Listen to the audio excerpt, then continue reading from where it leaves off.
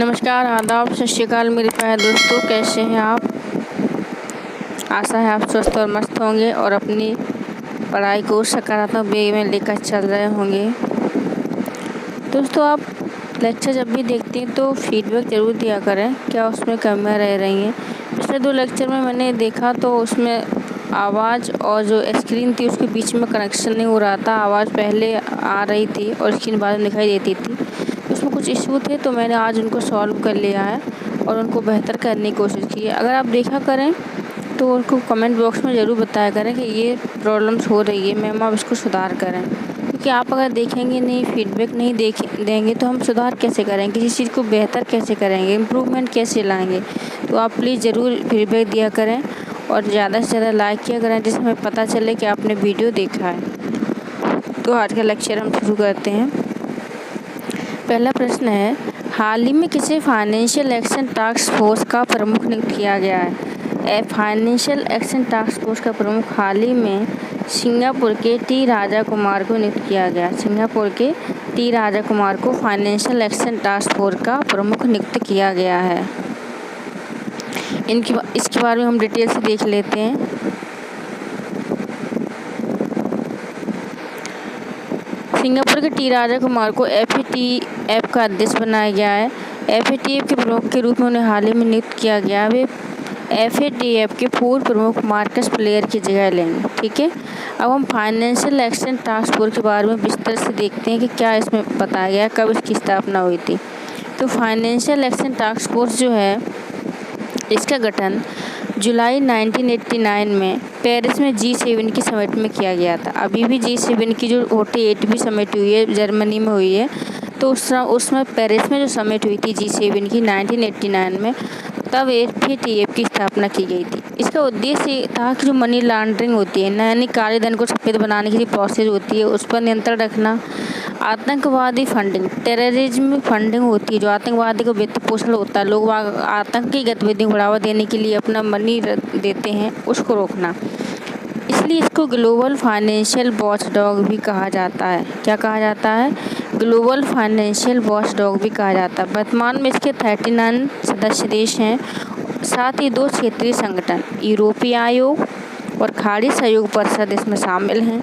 आपको ये बताना है कि इसका 39वां सदस्य कौन है, जो वर्तमान में अभी हाल ही में बना है। इसका 39वां सदस्य कौन है, आप कमेंट बॉक्स में ज़रूर जवाब दें, क्योंकि आने वाली विशेष परीक्षाओं में पूछा जा सकता है 100 बार। भारत 2010 से इसका सदस्य देश रहा है। इसका मुख्यालय पेरिस में है। OECD का मुख्यालय भी पेरिस में है, इसका मुख्यालय भी पेरिस में है। फाइनेंशियल एक्शन टास्क फोर्स 2 प्रकार की सूचियाँ जारी करता है। 2 प्रकार की सूची में कौन कौन सी हैं? पहली ग्रे लिस्ट है। ग्रे लिस्ट में उन देशों को रखा जाता है जो टेरर फंडिंग, मनी लॉन्ड्रिंग का समर्थन करते हैं। ठीक है, उन देशों को रखा जाता है। इस लिस्ट में अगर किसी देश को डाल दिया जाता है तो ये दर्शाता है कि आगे जाके इसको ब्लैक लिस्ट में डाला जा सकता है, अगर उसने सुधार नहीं किया तो। ठीक है, नेक्स्ट होती है ब्लैक लिस्ट। इसमें उन देशों को डाला जाता है जो मनी लॉन्ड्रिंग और आतंकवादी गतिविधियों में संलिप्त रहते हैं, आतंकवाद के खिलाफ कोई कार्य नहीं करते। ओके, तो हाल ही में हमारे जो पड़ोसी है, हमारे प्यारे भारत का पड़ोसी पाकिस्तान ग्रे लिस्ट में डाला हुआ है। ओके, नेक्स्ट हम देखेंगे किस राज्य ने राज्य आधारित पक्षियों की रेड लिस्ट जारी करने की बात कही है? अरुणाचल प्रदेश, उत्तराखंड, केरल, राजस्थान। क्या कहा है? पक्षियों की रेड लिस्ट जारी करेगा वो राज्य अपनी खुद की। तो ये किसने कहा है? ये कहा है आपके केरल ने। केरल क्या है? केरल जो है पक्षियों की रेड लिस्ट जारी करने वाला देश का पहला राज्य होगा। केरल पक्षियों की रेड लिस्ट जारी करने वाला देश का पहला राज्य होगा। केरल का जो कृषि विश्वविद्यालय है और बर्ड काउंट इंडिया का, दोनों ने मिलकर केरल बर्ड मॉनिटरिंग कलेक्टिव क्षेत्रीय रेड लिस्ट जारी करने की बात कही है। ठीक है, अभी तक जो पक्षियों की रेड लिस्ट पशुओं की कौन जारी करता था? वो तो IUCN जारी करता है इंटरनेशनल लेवल पर, लेकिन पक्षियों की रेड लिस्ट जो है स्टेट लेवल पर केरल जारी करेगा और देश का पहला राज्य बनेगा। IUCN के बारे में हम डिटेल से जान लेते हैं।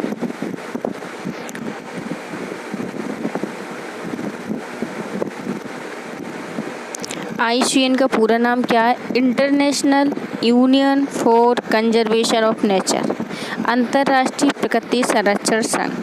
1948 में स्थापित अंतर्राष्ट्रीय गैर सरकारी संगठन है, यानी एक NGO है ये। इसका मुख्यालय ग्लैंड, स्विट्जरलैंड में है। इसका कार्य है प्रकृति का संरक्षण करना, प्राकृतिक संसाधनों का सतत उपयोग को बढ़ावा देना, जिससे आने वाली पीढ़ी भी उन संसाधनों का उपयोग कर सके।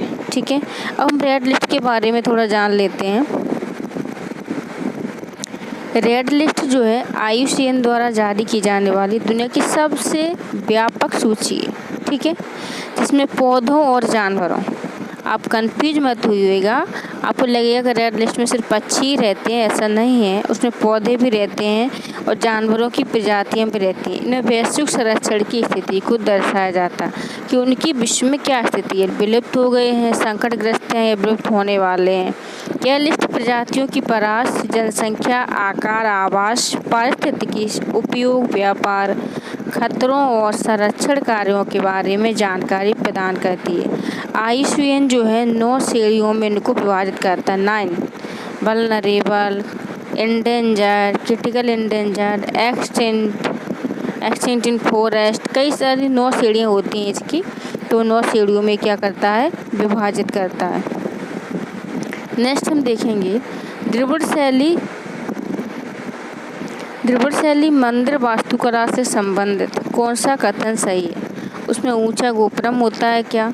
मंदिर प्रांगण में जलाशय का निर्माण किया जाता था। प्राकार यानी 4 दीवारें होती थी। उपरोक्त सही। तो इसमें से आपको बताना है कि द्रविड़ शैली मंदिर वास्तुकला के बारे में क्या सही है। तो हम देखते हैं कि द्रविड़ शैली मंदिर वास्तुकला जो है संबंधित अभी उत्सव हुआ है 27 सितंबर से 5 अक्टूबर तक 2022 में ब्रह्मोत्सव का आयोजन भगवान तिरुपति वेंकटेश्वर मंदिर में किया जाएगा। ये द्रविड़ शैली में निर्मित एक मंदिर है। जो दक्षिण के जितने भी मंदिर हैं वो द्रविड़ शैली में ही बने हुए हैं। आंध्र प्रदेश के चित्तूर जिले में स्थित है यह तिरुपति वेंकटेश्वर मंदिर और दक्षिण भारतीय वास्तुकला शिल्पकला का अद्वितीय क्या है ये उदाहरण है। दक्षिण भारतीय मंदिर वास्तुकला शिल्पकला का अद्वितीय उदाहरण है। द्रविड़ शैली मंदिर दक्षिण भारत में कृष्णा नदी से कन्याकुमारी तक पाए जाते हैं। कृष्णा नदी से कन्याकुमारी तक पाए जाते हैं। शुरुआत कब हुई थी? 8वीं शताब्दी में और सुदूर दक्षिण भारत में 18वीं शताब्दी तक बनी रही। इस शैली में पल्लवकालीन मामल्लपुरम रथ मंदिर, चोलकालीन मंदिर, बृहदेश्वर मंदिर, विजयनगर मंदिर, नायक शासकों द्वारा निर्मित मंदिर प्रमुख हैं। अब हम द्रविड़ शैली की विशेषताओं पर क्या करेंगे, गौर करेंगे। द्रविड़ शैली की क्या विशेषता है? एक तो प्राकार होता है, 4 दीवारें होती है, यानी मंदिर के बाहर क्या होता है, 4 दीवार होगी। विशाल गोपुरम, जो एंट्रेंस होता है उसका प्रवेश द्वार होता है, बहुत बृहद सुसज्जित होता है। ठीक है। वर्गाकार अष्टकोणीय गर्भगृह होता है। गर्भगृह उसे बोलते हैं जहाँ देवी देवता की मूर्ति स्थापित होती है, तो वर्गाकार या अष्टकोणीय होता है। पिरामिडनुमा शिखर होते हैं। आपने साउथ के जितने भी मंदिर देखे होंगे काफ़ी सारे उसमें शिखर काफ़ी पिरामिडनुमा होंगे, भवन बहुमंजिला होंगे। अष्टकोणीय मंदिर संरचना होती है। मंदिर प्रांगण में जलाशय का निर्माण होता है। इसलिए कौन सा विकल्प हमारा सही हुआ? उपरोक्त डी, यानी इसमें प्रकार भी मिलेगा आपको, विशाल गोपुरम भी मिलेगा, गर्भगृह होगा जो वर्गाकार या अष्टकोणीय होगा, पिरामिडनुमा शिखर होगा, अष्टकोणीय मंदिर होगा और मंदिर प्रांगण में एक जलाशय भी होगा। ये आपकी द्रविड़ शैली की विशेषताएं हैं। ठीक है। नेक्स्ट है हमारा, निम्नलिखित में से कौन सा यूरेनियम का सबसे बड़ा उत्पादक देश है? भारत, चीन, रूस, कजाकिस्तान। तो इसमें हम देखेंगे कि यूरेनियम का सबसे बड़ा उत्पादक कौन है। हाल ही में राजस्थान के सीकर में यूरेनियम के विशाल भंडार मिले हैं। वैश्विक परिदृश्य में देखें तो 2021 में कजाकिस्तान ने विश्व आपूर्ति का 45% यूरेनियम को उत्पादन किया। इसके बाद नामीबिया 12%, कनाडा 10%। उत्पादन के साथ विश्व के सबसे बड़े आपूर्तिकर्ता देश है। तो वर्तमान विश्व में कजाकिस्तान में सर्वाधिक यूरेनियम का क्या होता है? उत्पादन होता है। हम भारत की स्थिति देखते हैं। भारत मुख्यतः यूरेनियम के आयात पर निर्भर है। इंपोर्ट करते हैं हम यूरेनियम को, अब तक भारत के कुछ ही राज्यों में यूरेनियम पाया गया है, जिसमें आंध्र प्रदेश, झारखंड के जादूगोड़ा के बाद राजस्थान तीसरा राज्य बन गया है। ठीक है, पहला आंध्र प्रदेश है, दूसरा झारखंड का जादूगोड़ा है, तीसरा राजस्थान। 3 स्थानों पर यूरेनियम की प्राप्ति के साक्ष्य मिले हैं। यूरेनियम कैसा तत्व है, हम यूरेनियम के बारे में जानते हैं। यूरेनियम क्या है? एक रासायनिक तत्व है, आवर्त का तत्व है। ये परमाणु क्रमांक 92 है इसका। यह रेडियोधर्मी तत्व है। सभी समस्थानिक इसके कैसे हैं? अस्थिर हैं, टूटते रहते हैं, चेंज होते रहते हैं। यूरेनियम का उपयोग आमतौर पर बिजली बनाने में, परमाणु ऊर्जा में, रक्षा उपकरण में, दवाओं यानी मेडिसिन्स और फोटोग्राफी में किया जाता है। नेक्स्ट है हमारा, निम्नलिखित में से किस निकाय के स्थान पर वित्तीय सेवा संस्थान bureau, financial service institutional bureau का गठन किया गया है? SEBI, bank board bureau, IBVI, RBI। तो बैंक बोर्ड ब्यूरो के स्थान पर FSIB की स्थापना का प्रावधान किया जा रहा है। देखें इधर, हाल ही में केंद्र सरकार ने बैंक बोर्ड ब्यूरो को कुछ संशोधनों के साथ वित्तीय सेवा संस्थान ब्यूरो में तब्दील कर दिया है। ठीक है, वित्तीय सेवा संस्थान ब्यूरो यानी FSIB के बारे में हम थोड़ा जान लेते हैं। जो वित्तीय सेवा संस्थान बोर्ड है वो सार्वजनिक क्षेत्र के बैंकों, सार्वजनिक क्षेत्र की बीमा कंपनी, जो इंश्योरेंस कंपनी होती हैं, LIC वगैरह हो गई, सार्वजनिक क्षेत्र के बैंक हो गए, SBI, पंजाब, CBI मतलब central bank of India, union bank of India, इन सारे बैंक हो गई, वित्तीय संस्थानों के प्रमुखों की नियुक्ति करता है। इनके जो हेड होते हैं उनकी नियुक्ति कौन करता है? वित्तीय सेवा संस्थान ब्यूरो। सभी सरकारी बैंकों के हेड और सभी सरकारी बीमा कंपनियों के हेड की नियुक्ति कौन करेगा? FSIB। ठीक है, अभी इसके वर्तमान अध्यक्ष बनाए गए हैं भानु प्रताप शर्मा जी, जो कि BBB के अध्यक्ष थे। आपको बता दें कि BBB का जो गठन है 2016 में किया गया था। इसे सभी सार्वजनिक बैंकों के निदेशक मंडल के संपर्क में रहते हुए उनकी वृद्धि एवं विकास के लिए समुचित रणनीति बनाने का दायित्व सौंपा गया था। ये जितने भी सार्वजनिक क्षेत्र के बैंक हैं उनकी डेवलपमेंट के लिए, उनके इंक्लूजन के लिए एक स्ट्रेटजी प्लान बनाने का ये काम करता था। ओके, नेक्स्ट हम देखेंगे, भारत सरकार अधिनियम 1935 द्वारा स्थापित संघ में अवशिष्ट शक्ति किसे दी गई थी?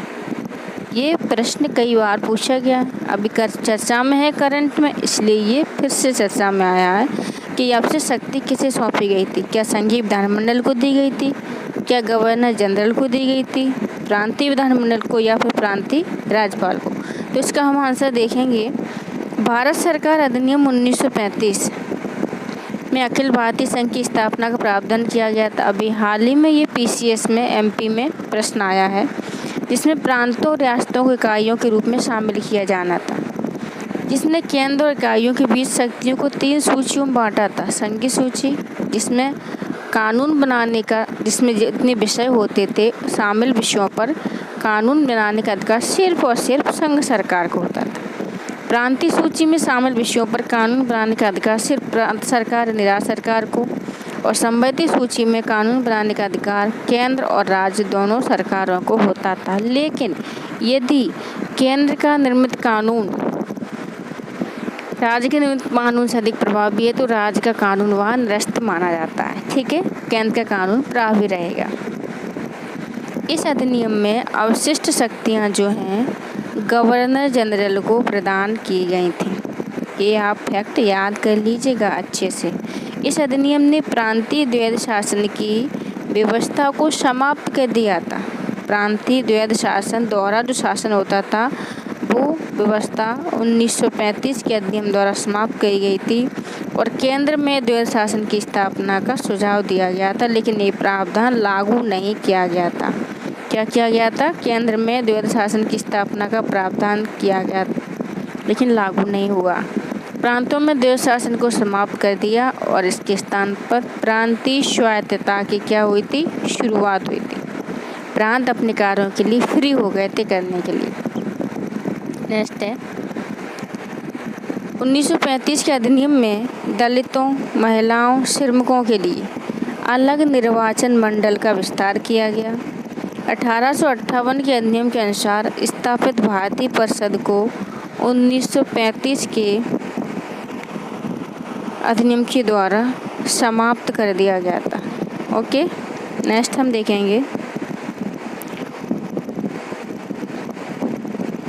ये पिछले लेक्चर में आपसे पूछ चुके हैं कि सुप्रीम कोर्ट में प्रथम अश्वेत महिला जज कौन है, तो वो है आपकी केतन ब्राउन जैक्सन। ठीक है, नेक्स्ट हमारा the grand old man of India के नाम से किसे जाना जाता है, तो वो हैं आपके Dadabhai Naoroji, grand old man of India. Dadabhai Naoroji के बारे में जान लेते हैं। 1825 में नवसारी बॉम्बे में इनका जन्म हुआ था। भारत के अनौपचारिक राजदूत भी इनको कहा जाता है। क्या कहा जाता है? भारत के अनौपचारिक राजदूत, अनऑफिशियल, इनफॉर्मल। ठीक है, इनफॉर्मल राजदूत। ये ब्रिटिश सांसद बनने वाले पहले एशियाई थे। 1885 में दिनसा बाचा और ए.ओ. ह्यूम के साथ इन्होंने भारतीय राष्ट्रीय कांग्रेस के संस्थापक सदस्यों में से एक थे। नेक्स्ट हम देखते हैं, इन्होंने अपनी पुस्तक poverty and British rule in India में अंग्रेजों द्वारा स्थापित भारत से धन की निकासी के सिद्धांत पर ध्यान आकर्षित किया। 1881 में इन्होंने रहनुमाई मजदन सभा स्थापित की, जिसका उद्देश्य पारसी धर्म को पुनर्जीवित करना था, रिवाइव करना था। 1865 में भारतीय राजनीति, सामाजिक, साहित्यिक विषयों पर विचार रखने के लिए लंदन इंडिया सोसाइटी की स्थापना की गई। ओके, नेक्स्ट देखते हैं हम। और इन्होंने 1867 में ईस्ट इंडिया एसोसिएशन की भी स्थापना की, भारत की चिंताओं को ब्रिटिश जनता तक पहुंचाने के लिए। 1886, 93, 1906 में 3 बार भारतीय राष्ट्रीय कांग्रेस के क्या रहे थे? ये अध्यक्ष रहे थे। तो ये हमने दादा भाई नौरोजी के बारे में सब कुछ देख लिया। नेक्स्ट हम देखते हैं वन हेल्थ पायलट प्रोजेक्ट किस मंत्रालय की पहल है? वन हेल्थ का मतलब समझते हैं, उसमें सभी की हेल्थ को समाहित कर लिया जाए, पशु, पक्षी, मानव, सभी की हेल्थ को समाहित कर लिया जाए। तो ये किसका प्रोजेक्ट है, हमको देखना है। किस मंत्रालय की पहल हो सकती है? कृषि किसान मंत्रालय की, जनजाति मामलों के मंत्रालय की, मत्स्य पालन, पशुपालन, डेयरी मंत्रालय, स्वास्थ्य और परिवार कल्याण मंत्रालय। तो वन हेल्थ प्रोजेक्ट जो है वो मत्स्य पालन, पशुपालन और डेयरी पालन मंत्रालय द्वारा लॉन्च किया गया है। ठीक है, वन हेल्थ पायलट प्रोजेक्ट के बारे में देखते हैं। इसे कंपटीशन कमीशन ऑफ इंडिया, ठीक है, भारतीय उद्योग परिसंघ, कॉन्फेडरेशन इंडियन इंडस्ट्रियल, ठीक है, ऑफ इंडियन इंडस्ट्रियल कॉन्फेडरेशन, भारतीय उद्योग परिसंघ और bill and Melinda Gates foundation के सहयोग से डेयरी और पशुपालन विभाग द्वारा इसको शुरू किया जा रहा है। तो इसमें सहयोग किसका रहेगा? CII, ठीक है, bill and Melinda Gates foundation. ये मंत्रालय आप प्लीज़ ज़रूर याद रखिएगा, क्योंकि आप कंफ्यूज हो जाएंगे, स्वास्थ्य मंत्रालय लगा के आएंगे। तो डेयरी पशुपालन मंत्रालय है। उद्देश्य क्या है इसका? कोविड-19 महामारी जैसी जूनोटिक बीमारी के प्रकोप को रोकने के लिए समाधान बनाना। मतलब जूनोटिक बीमारी ऐसी होती है जो पशुओं से मनुष्यों में फैलती हैं, समझ रहे हैं आप?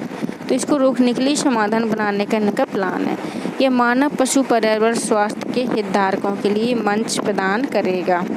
नेक्स्ट हम देखते हैं वन हेल्थ प्रोजेक्ट की जो अवधारणा है वो एक विश्व एक स्वास्थ्य पर मैनहट्टन सिद्धांत पर आधारित है। वन वर्ल्ड वन हेल्थ का जो मैनहट्टन सिद्धांत है, तो वन हेल्थ प्रोजेक्ट की अवधारणा वहीं से ली गई है। इसमें माना जाता है कि मानव स्वास्थ्य, पशु स्वास्थ्य, हमारे चारों ओर का पर्यावरण के आपस में घनिष्ठ रूप से जुड़े हुए हैं। सभी का स्वास्थ्य हमारे एनवायरनमेंट के लिए ज़रूरी है। निम्नलिखित में से किसका संबंध ब्राज़ीलिया घोषणा पत्र से है? मोस्ट इम्पोर्टेंट, ये सड़क सुरक्षा से संबंधित है। हाल ही में सड़क सुरक्षा से संबंधित कुछ मानक रिपोर्ट्स जारी की गई हैं कि उनका क्या कारण है, कहाँ कितनी दुर्घटनाएं होती हैं, कहाँ कितनी मृत्यु होती हैं, किन उपायों को हम अपनाएं तो इन मृत्युओं को कम कर सकते हैं। तो ये ब्राज़ीलिया घोषणा पत्र सड़क सुरक्षा से संबंधित है। नेक्स्ट देखते हैं हम इसके बारे में डिटेल से। अभी क्या हुआ है, लेसेंट ने नवीनतम रिपोर्ट जारी की है सड़क सुरक्षा पर। उसमें बताया है कि वाहनों की तीव्र गति यानी स्पीडिंग के कारण भारत में प्रति वर्ष 20,000 लोगों की जान को हम बचा सकते हैं अगर हम स्पीड को कंट्रोल कर लें तो।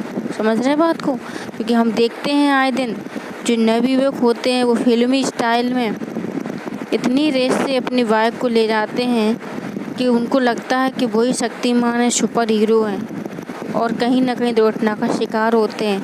तो स्पीड को अगर हम मेंटेन कर लें तो प्रति वर्ष हम 20,000 लोगों की जान बचा सकते हैं, ये इस रिपोर्ट में कहा गया है।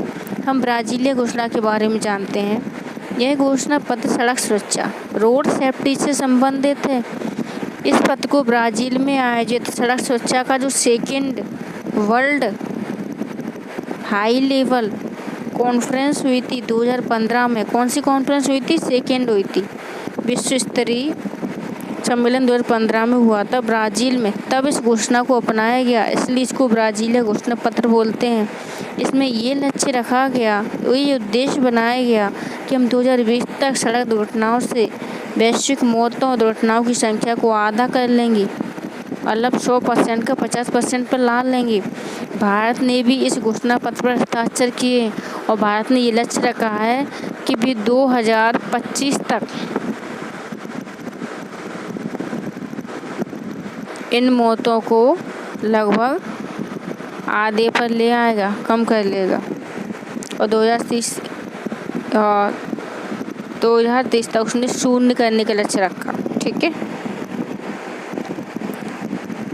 8 प्रमुख उद्योगों का भारत कोर इंडस्ट्रीज होती है ना, ये आपको पता होना चाहिए कि भारत में कितने कोर इंडस्ट्रीज हैं, है ना। तो वो पूछ रहा है कि इनमें कौन कौन सा कोर इंडस्ट्रीज का भाग है। तो कोयला भी है, सीमेंट भी है, प्राकृतिक गैस भी है, सभी जो है कोर इंडस्ट्री यानी आधारभूत उद्योग होते हैं, उनका ये भाग है।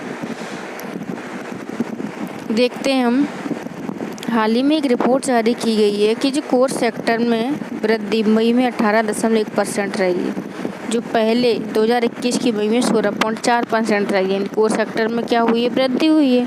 कोर सेक्टर ऐसे क्षेत्र होते हैं जो किसी भी उद्योग के विकास के लिए आधारभूत संरचना का निर्माण करते हैं। कोयला हो गया, क्रूड ऑयल हो गया, नेचुरल गैस हो गई, रिफाइनरी प्रोडक्ट हो गए, फर्टिलाइज़र हो गए, इस्पात, सीमेंट, विद्युत, ये सब क्या है आपके लिए कोर सेक्टर का काम करते हैं। भारत में 8 कोर सेक्टर हैं: कोयला, कच्चा तेल, प्राकृतिक गैस, रिफाइनरी उत्पाद, उर्वरक, इस्पात, सीमेंट, विद्युत। इनमें उद्योग उत्पादन सूचकांक में शामिल मदों के भार जो हैं 40.27% हैं, ये आपको पता होना चाहिए। उद्योग उत्पादन सूचकांक के बारे में हम देखते हैं। उद्योग उत्पादन सूचकांक जो है NSO द्वारा जारी किया जाता है, नेशनल स्टैटिस्टिकल ऑफिस, राष्ट्रीय सांख्यिकी कार्यालय। आपकी जानकारी के लिए बता दें कि NSSO प्लस CSO को मिलाकर NSO बनाया गया है। समझ रहे बात को?